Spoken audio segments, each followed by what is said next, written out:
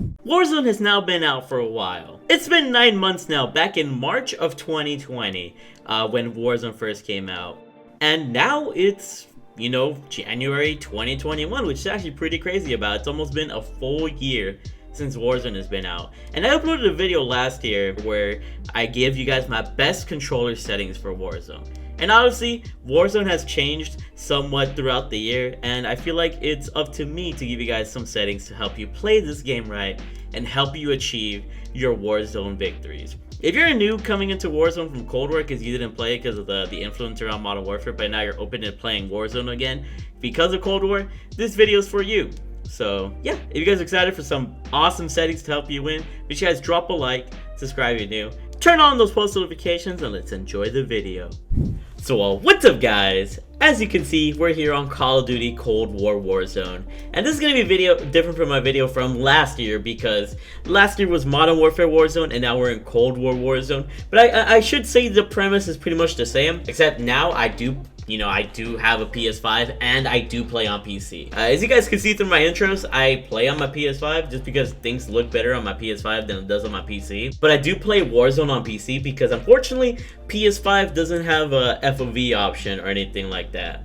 So if you guys want me to hop on my PC and do a PC settings video for Warzone in the future, definitely let me know in the comment section below. Today's video is more focused on overall controller settings and general settings and a little bit of audio settings when it comes to Warzone this year. So hope you guys enjoy and let's rock and roll. So on our BR button layout, we have bumper jumper tactical flipped. Now the reason I play flipped is because I used to play on PS3 and I've been playing, I've been a Sony fanboy since forever. So I use the L1 and R1 buttons instead of L2 and R2 to shoot. So you flip it by pressing square here, in case you guys are wondering, as you guys can see there. And I use bumper jumper. And the reason for that, at least flipped or tactical, is so that I can press L2 here. You guys can see here, L2 to jump, which is super easy to jump with, and then I press R3, which is a control stick. I press this to like drop shot or whatever, and it just feels natural. Like I could be a lot more jump shotty and drop shotty, a little bit more try hard, and I'll play my opponents that way, which is really, really nice. Like if you don't have a scuff or any sort of special controller, this basically can substitute as a scuff because it gives you the ability to jump shot while still able to keep your aim while pressing that button. So definitely use this button layout, guys. This button layout on your PS4 controllers, PS5 controller, Xbox controllers, any sort of controller will definitely help you. By the way, on PC, I play with a PS4 controller because I don't know how to connect a PS5 controller to PC. If anybody knows how to do that, let me know in the comment section below. Stick layout preset should be default. Inverted, I mean, if you play inverted, go for it, but I don't play inverted. There's no disadvantage or advantage, it's just a preference. And dead zone. I keep my dead zone at 0.08. because my control sticks don't really have stick drift or anything like that. So I keep it at 0.08 so I can have the most accuracy possible. If I had it a little bit more like higher, then I feel like the control sticks would be too heavy and I wouldn't be as accurate. And if I had it too low, then potentially I could get stick drift, but I just keep it at 0.08. This will be different for everybody depending on how good your controller is, but the PS5 controller is amazing. Next up, we got horizontal stick sensitivity and vertical stick sensitivity at 8. Now, this is definitely personal preference. I keep mine at 8 for the personal reason being that it's not too slow, but it's also not too fast. So I'm able to pretty much quickly, like 360 on opponents. You guys might have seen from some intro clips. Like I have snappy aim with this sensitivity, but it's not too snappy to the point where I can't control it. Obviously, you guys can play around with it, and you can play on any sensitivity you want. You can play on the lower sensitivity, and that gives you the advantage of being more accurate, but you won't be able to turn on somebody if you, if somebody's in the corner and you want to turn on them. That will most likely won't happen on a slow sensitivity.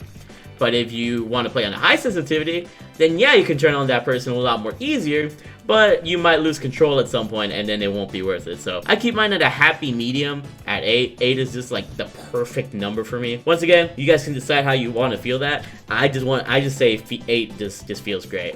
Next, we got the ADS sensitivity multiplier at low zoom and high zoom. I got mine at 0.9 for the low zoom and 1.10 for the high zoom. Basically, ADS sensitivity multiplier allows you to be a lot more sticky on your opponents when you're ADSing, which is aiming down sights. And with the low zoom, that includes like red dot sights and all that. So this is the most common one. And the reason why I lower it is so I can pretty much aim better. The higher it is, the more harder it is to aim for somebody when you're aiming down sights. So I'd rather have a low ADS sensitivity multiplier so I can be more accurate when I track opponents while aiming down sights with a low zoom optic or whatever. And on high zoom, I want to be a little bit higher because the high zoom optics be a little bit slow, especially with aim assist factoring in. So I want to make sure if I'm using like a sniper, I want to move around as quickly as possible. So that's why I increase the sensitivity multiplier so I can move that cursor as much as I want to, you know, then kill my opponents. Next, we got aim response curve type being dynamic.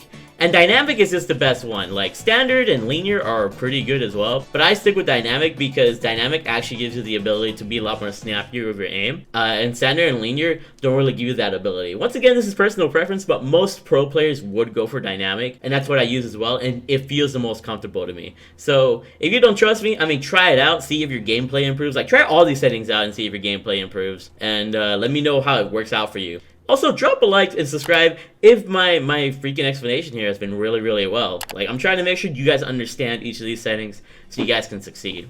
Next up, we got aim assist, and we just use standard aim assist. If you guys use any of the other aim assist options, you definitely don't want to disable it unless you like to play disabled. But precision and focusing, they're not good because when you hip firing, you lose that hip fire aim assist. So you want to keep standard on because standard allows you to keep the hip fire aim assist. The only one you should really use is focusing or precision is if you're using a sniper. With precision and focusing, you can actually aim at somebody with a sniper and the aim assist will be a lot more stickier. So if you're somebody who likes to snipe a lot in Warzone, then that would be your reason for using these. But I would say that standard is just the way to go so you don't lose that hip fire aim assist. Because when you have these two on, precision and focusing, you lose that hip fire aim assist, and that could be very key in close quarter gunfights. Next up, all of these are default.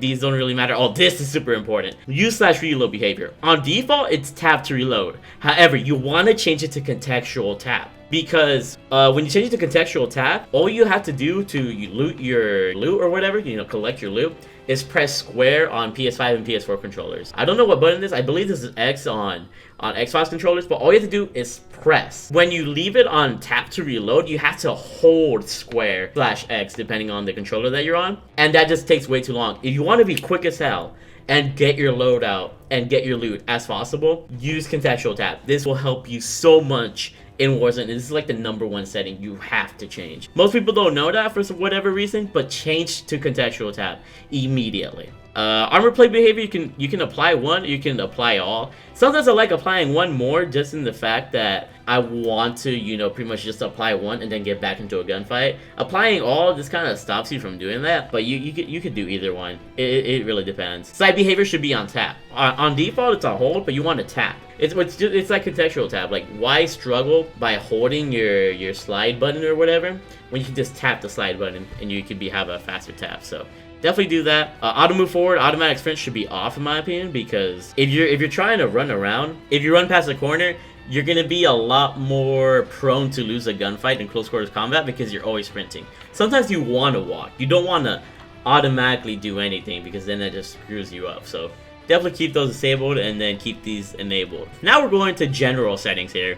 And our brightness should be at 53. Film grain should be at 0 so the game looks better.